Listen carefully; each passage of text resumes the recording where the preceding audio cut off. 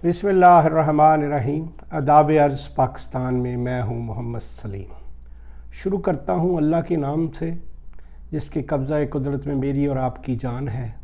लाखों करोड़ों दरूद व सलाम उस ज़ात अक़दस पर, उनकी आल पर जिनकी तालीमात ने मुझे मेरे रब तक पहुँचने का रास्ता दिखाया।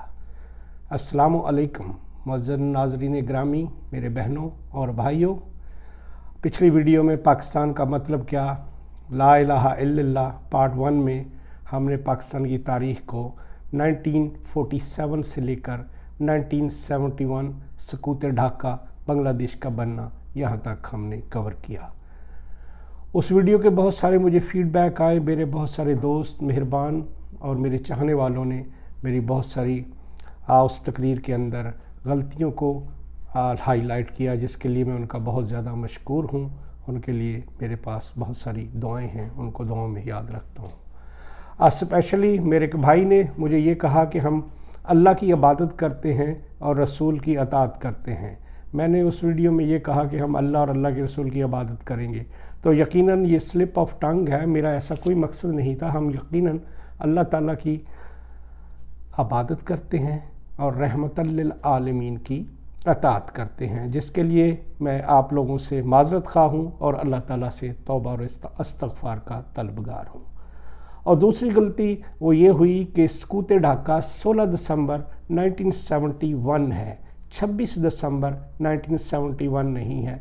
ये गलती है, स्लिप ऑफ टंग है, जिसके लिए मैं अगेन आप लोगों से माज़रत ख़्वाह हूँ। तो आप प्लीज़ अपना रिकॉर्ड दुरुस्त कर लीजिएगा। तो यकीनन ये सारी चीज़ें मुझे बहुत ज़्यादा प्राउड और ख़ुशी महसूस करवाती हैं कि आप लोग इतनी तवज्जो से मेरी ये छोटी सी कावश को सुनते और देखते हैं। अल्लाह ताला इसकी आप लोगों को जज़ा दे। चले हम शुरू करते हैं। अब वेस्ट पाकिस्तान में ज़ुल्फ़िकार अली भुट्टो आते हैं, क्योंकि वही मेजॉरिटी पार्टी के लीडर होते हैं। तो 1971 से लेकर 1973 तक भुट्टो पाकिस्तान में एमरजेंसी नाफिज करके पाकिस्तान के चौथे सदर बन जाते हैं। पाकिस्तान के चौथे सदर बनने के बाद ज़ुल्फ़िकार अली भुट्टो 1973 का आइन देते हैं, शिमला मुआहदा करते हैं। शिमला मुआहदा में ज़ुल्फ़िकार अली भुट्टो जंगी कैदी और कुछ इलाका हिंदुस्तान से शिमला में जाकर इंदिरा गांधी से मुआहदा करके पाकिस्तान का वापस लेते हैं। और जिस शिमला मुआहदे की वजह से पाकिस्तान के मसला कश्मीर पर बहुत ज़्यादा प्रॉब्लम क्रिएट हो जाते हैं, क्योंकि उस शिमला मुआहदा में ज़ुल्फ़िकार अली भुट्टो मोहतरमा इंदिरा गांधी के साथ ये मुआहदा करते हैं कि मसला कश्मीर पाकिस्तान और हिंदुस्तान का अपना मसला है, हम दोनों हमसाए मिलकर इस मसले को हल करेंगे।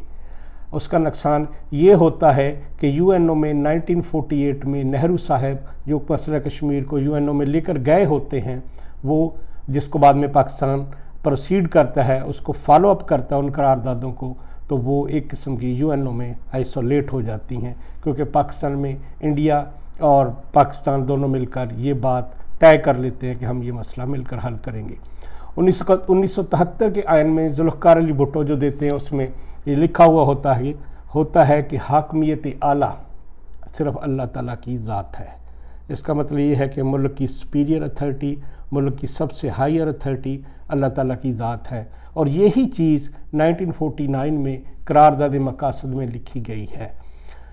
जब हाकमियत आला का तस्वर अल्लाह ताला की ज़ात है, तो नाउज़ बिल्ला सुम्मा नाउज़ बिल्ला हम दोबारा नाउज़ बिल्ला अल्लाह ताला को धोखा देने की कोशिश करते हैं कि जब हाकमियत आला अल्लाह के पास है तो फिर हम जमहूरियत का राग क्यों अलापते हैं।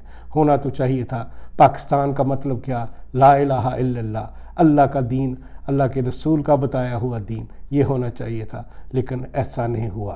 खैर, उसके बाद ज़ुल्फ़िकार अली भुट्टो 1973 में चौधरी फजल इलाही को पाकिस्तान का 5वां सदर बनाकर पाकिस्तान के नवे वज़ीर आज़म बन जाते हैं।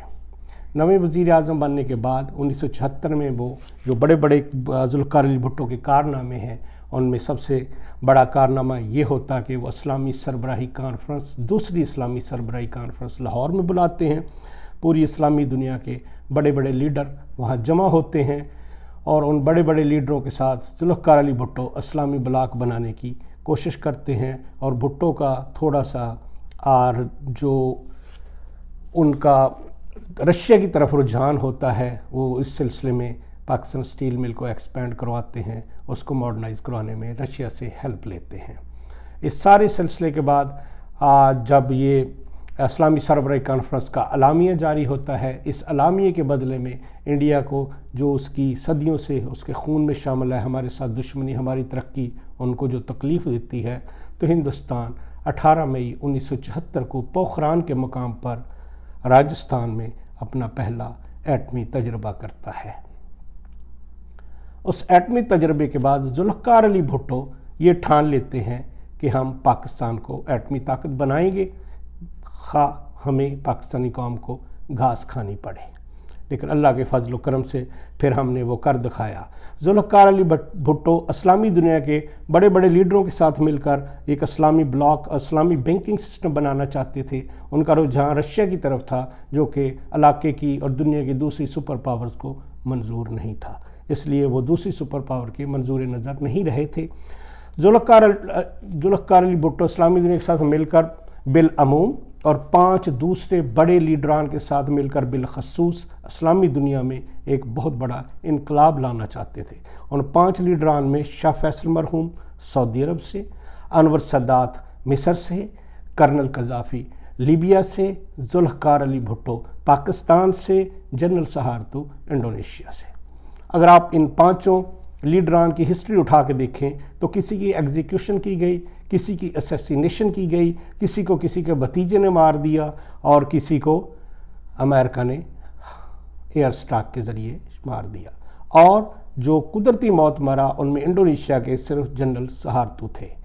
ये सब कुछ होने के बावजूद फिर पाकिस्तान के अंदर जब भुट्टो 1974 के बाद ये सारी चीज़ें करते हैं, उस दौरान में फिर 1977 में जुल्फ़िकार अली भुट्टो इलेक्शन लड़वाते हैं, और उस वक्त पाकिस्तान के जो सदर हैं वो फ़ज़ल इलाही होते हैं। ये फ़ज़ल इलाही वो हैं जिनकी आगे जाके औलादें, आगे जाके उनका ख़ानदान ज़हूर इलाही, चौधरी शुजात, परवेज़ इलाही, मुनस इलाही, ये सारी उन्हीं की नस्लें हैं। तो इससे आप अंदाज़ा लगा सकते हैं कि जागीरदार, वडेरे और चौधरी नस्ल दर नस्ल हमारे ऊपर कैसे मसल्लत हैं। उसके बाद 1977 के इलेक्शन जो होते हैं तो पाकिस्तान पीपल्स पार्टी की तरफ से जुल्फ़िकार अली भुट्टो उम्मीदवार होते हैं, और दूसरी तरफ PNA होती है जिसे पाकिस्तान नेशनल अलायंस कहा जाता है, जो कि तकरीबन 9 पार्टीज़ का एक अलायंस था जो भुट्टो के ख़िलाफ़ इलेक्शन में हाज़िर हुआ था, इलेक्शन लड़ा था। उसके बाद इलेक्शन होते हैं तो भुट्टो की पाकिस्तान पीपल्स पार्टी 155 सीट्स और पाकिस्तान नेशनल अलायंस सिर्फ 36 सीटें जीतती हैं। फिर वही मसला, इलेक्शन में रिगिंग हुई है, इलेक्शन में धांधली हुई है, इलेक्शन में फ्रॉड हुआ है, इलेक्शन में ये हुआ है, इलेक्शन में वो हुआ है, तो मुल्क के हालात ख़राब हो जाते हैं, मुल्क में दंगा फसाद शुरू हो जाते हैं।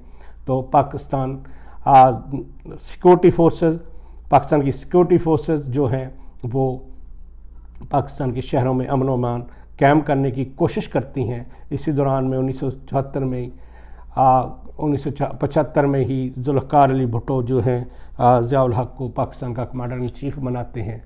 तो फिर वही जनरल ज़ियाउल हक़ इन मुल्क के हालात को नज़र में रखते हुए 5 जुलाई 1977 को मुल्क में मार्शल लॉ लगा देते हैं और जुल्फ़िकार अली भुट्टो को पाबंद सलासल कर देते हैं।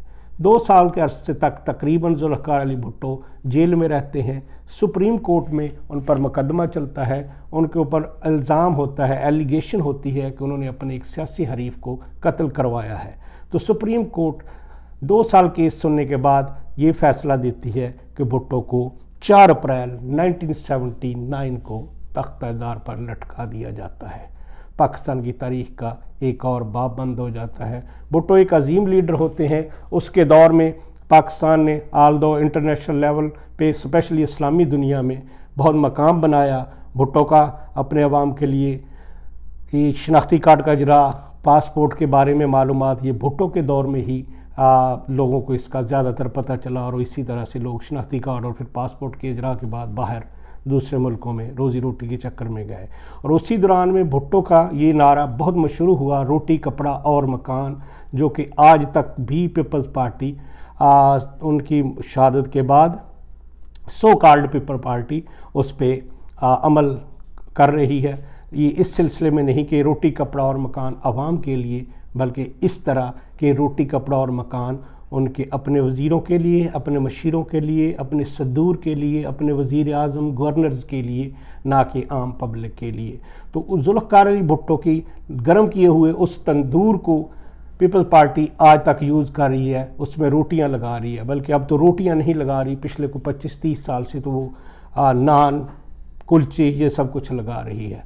खैर, भुट्टो की वफ़ात के बाद एक और तारीख़ बंद हो जाती है और भुट्टो के कहे, भुट्टो के किए हुए कामों पर आज की पीपल्स पार्टी क्रेडिट लेती है।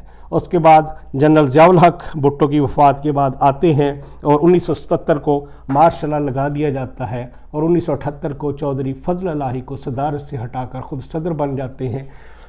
ज़ियाउल हक अपने दौर में इस्लामी कानून की तरफ बहुत माइल होते हैं, मजलिस शूरा बनती है, इस्लामी शरई अदालतें बनाते हैं, कोड़े लगाए जाते हैं।